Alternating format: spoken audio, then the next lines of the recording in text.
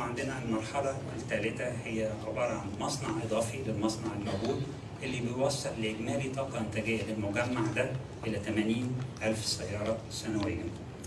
ده بالإضافة إن إحنا عندنا خطط توسع واستثمار في الصناعات المغذية، وبالذات في بعض الأجزاء والمكونات اللي لسه سلسلة التوريد للموردين المحليين ما دخلوش فيها، زي صناعة المحركات وبعض الأجزاء الأخرى. أحب أدي نبذة صغيرة على إيه الموديلات اللي هنبتدي بيها التصنيع.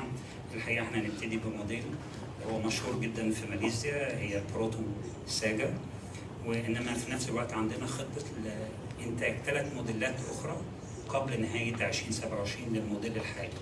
واحدة فيهم سيارة كهربائية. ليه؟ لأنه إحنا بنسعى نكون من أول المنتجين للسيارات الكهربائية في مصر، وبيتناسب مع استراتيجيتنا اللي هي